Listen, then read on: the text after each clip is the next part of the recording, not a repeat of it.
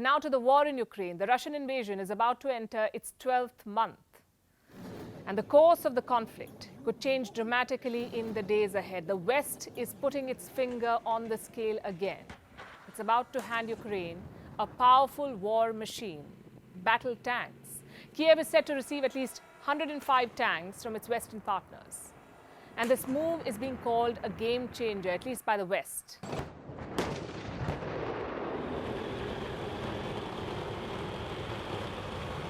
Putin expected Europe and the United States to weaken our resolve.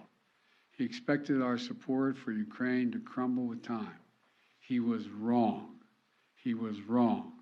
And he was wrong from the beginning, and he continues to be wrong. We are united. America's united, and so is the world. First, let me tell you about the tanks. These are top-of-the-line NATO standard battle tanks. Ukraine has always wanted them, but its Western allies have resisted so far. They cited training and logistical hurdles. And of course, there were political ones. Some of the concerns were legit. The Ukrainian forces have never used these tanks, these battle tanks, before. Plus, some Western partners did not want to become party to the war more than they already had. And leading this pack was Germany.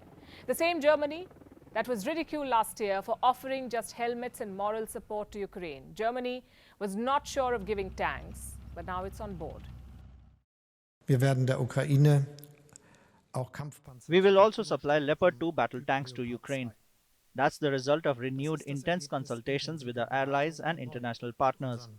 I would like to underline that it was right, and that it is right that we didn't let ourselves be driven, and that we instead counted, and we will continue to count on close cooperation for such an issue. Dass wir auf diese enge Kooperation in einer solchen Angelegenheit setzen und sie auch fortsetzen. We did not let ourselves be driven. That's German Chancellor Olaf Scholz and his attempt at face-saving. For weeks, Germany has been under pressure, especially from the United States. Last week, the US Secretary of Defense made an appeal. Lloyd Austin was in Germany. He met his counterparts from NATO, and this is what he told them. Ladies and gentlemen, this is a crucial moment. Russia is regrouping, recruiting, and trying to re-equip. This is not a moment to slow down. It's a time to dig deeper. The Ukrainian people are watching us. The Kremlin is watching us. And history is watching us. So we won't let up. Germany was put in a spot. It had to play ball.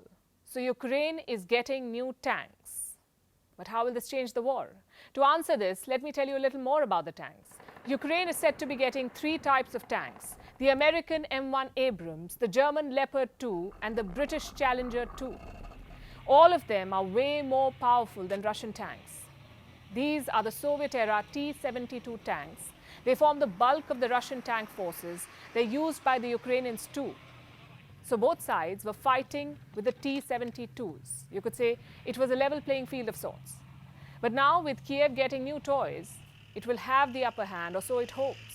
The Western tanks have greater mobility, more lethal firepower, and stronger armor. Western leaders are calling this transfer a game changer. Slight problem though. As of today, it's all on paper. Ukraine is not getting these tanks anytime soon. The American deliveries, for instance, could take months.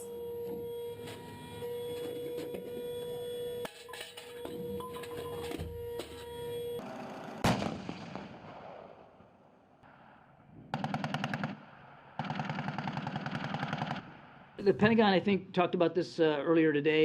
There's no date certain on the calendar. I think what we're looking at is what's probably going to be many months before they're actually there. So time is an issue. Another problem is the number of tanks. Ukraine's President Volodymyr Zelensky wants 300. He won't get even half as many. Reports say best case scenario, a little over 100 tanks.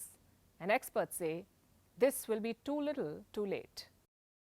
The numbers that the Americans are talking about are not going to be militarily significant in and of themselves. Right? A couple of dozen tanks are not going to reverse the battlefield outcome in Ukraine. A couple of dozen tanks will not reverse the outcome, he says. Zelensky is pinning his hopes on this. He has asked for a speedy delivery. What about the Russian president? What is Vladimir Putin's response? Yesterday, he visited the University of Moscow, spoke to some students, but did not mention the tanks. His spokesperson, however, took on the West. Dmitry Peskov said the tanks sent to Ukraine will, quote-unquote, burn to ashes. There are constant statements from European capitals and Washington that the sending of various weapon systems to Ukraine, including tanks, in no way signifies the involvement of these countries or alliances in the hostilities in Ukraine. We categorically disagree with this, and in Moscow, everything that the alliance and the capitals I mentioned are doing is seen as direct involvement in the conflict. We see that this is growing. And Russia's military is doing the rest of the talking. They're intensifying the attacks. Kiev was struck today. Russia launched multiple missiles. They're keen to gain ground ahead of the first anniversary of this invasion. So tanks or no tanks, the war looks set to intensify.